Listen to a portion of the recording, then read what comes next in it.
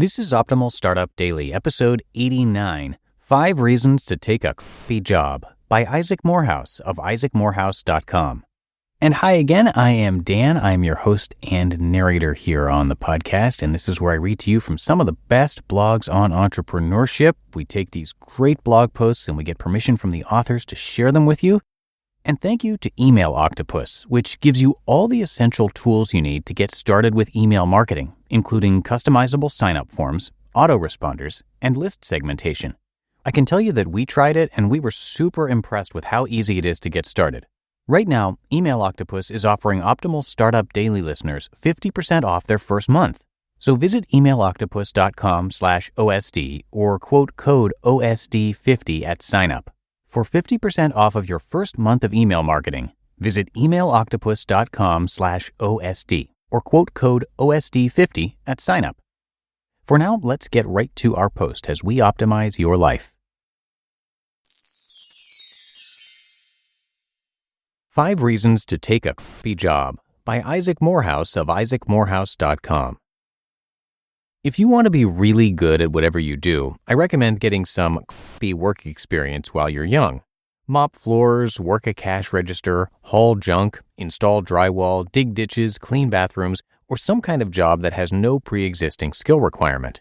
Let's not get too romantic. I don't look down on people who haven't ever had a crappy job, nor do I look up to people who don't like it but have never moved on from one. Still, there are some takeaways a crappy job provides that are just hard to get any other way. Here are a few things you'll gain. You'll learn that attitude is everything. There literally is nothing else. When you're working a crappy job, you can't expect things to suddenly get more exciting or rewarding on their own. Without the faintest hope of a fortunate change in external circumstances, you are forced to come to terms with what's true for every job. Attitude trumps everything. The difference in a good day cutting 2x4 studs and a bad day cutting 2x4 studs is whether or not you begin with a smile and a whistle. I'm not kidding. Try not being happy while whistling. Customers will be rude, things you just swept will get dirty again, and it'll rain while you're trying to read the smudged instructions on the rented Ditch Witch. Your laughter might be the only thing that saves you. This lesson will serve you well when you're doing work that's not crappy, because then the stakes only get higher, and bad days can seem catastrophic if you don't know how to deal. You'll learn to focus on product. Titles and family income and educational attainment and physical beauty don't mean much on the cleanup crew. When you're bagging groceries, nobody gives a hoot how good you are at tennis or how many extracurriculars you have. There is little scope for unearned favor and politicking in a crappy job. You shut up and produce. Want a raise? Get more done. Make more customers happy. Be faster than your coworkers. Never show up late or miss a day. Work overtime. It's too easy in some of the more complex and interesting jobs, many of which are several steps removed from the end customer, to forget what it is that actually generates the money to make the place go. You can slip into a mindset that overvalues cleverness and social gamesmanship and overlooks value creation. That won't happen when you're stocking shelves or emptying sticky beer bottles into the dump truck. You want to move up? You'd better create more value. You'll learn that you can be great. There are a lot of people who have mastered the techniques of crappy jobs and can really fly through. There are even some who genuinely love the jobs. But let's be honest, most of the people you'll work with at the landscaping company aren't the type you'd want to work with later in life. In crappy jobs, the majority of people you're surrounded by are always looking for the path of least resistance, being sneaky about hours, indulging in fruitless gossip, pilfering snacks from the break room, and sometimes worse. When the skill bar is low, you get some unsavory characters who come in and out. The best part about this is that it won't take you long to realize that, with a little effort, dedication, and basic people skills and integrity, you can rise to the top and be one of the best employees. This is a good feeling. I'm convinced that the path to greatness for most people comes not when they suddenly realize how much potential they have, but when they realize how little everyone else seems to try. Here's the secret. This doesn't change when you move from the grocery store to the Fortune 500 company. You'll learn what you want to avoid. If you've always been in the officers' quarters and never with the enlisted men and women, you won't know exactly what you've got. In fact, you may even long for the romantic ideal of menial work in your weaker, more stressed out moments. If only my biggest concern was the blister on my heel, you'll think to yourself, imagining working the chain gang with Cool Hand Luke. Everyone who has ever worked a crappy job and moved on will laugh at you, Sure, they can reminisce about it, but they would never trade intellectually engaging, creative work for it. They see it as what it is, the first rung on a ladder of personal development. Working a crappy job helps you realize that you've got bigger dreams than just earning enough money to live. It will motivate you to do more, to build your skill, knowledge, and network outside of work so you can jump into something better. You'll learn that the worst case isn't so bad. Yes, this post is about crappy jobs. Yes, I just said there's nothing romantic about it, and if you work one, you'll probably want out. And that's all true. But it's also true that these jobs aren't so bad.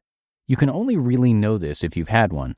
This knowledge will come in handy when you are about to launch your startup and you have no idea if it will fail. Failure will loom as a haunting specter, crippling you with indecision.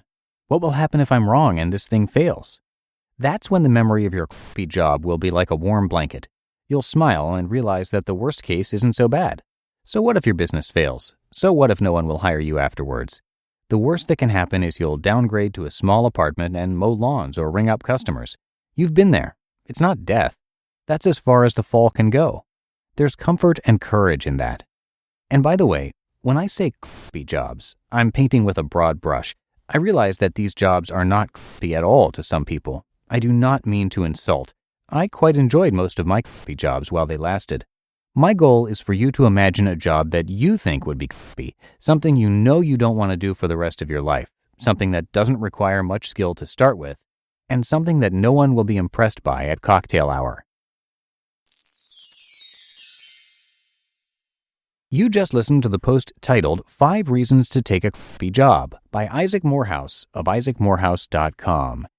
And hey, if you're a startup owner, this is for you. Running a business is just plain hard. Endless to-do lists, employees to take care of, and your ever-present bottom line. So first of all, kudos to you for staying on top of it. But I want to tell you about Gusto.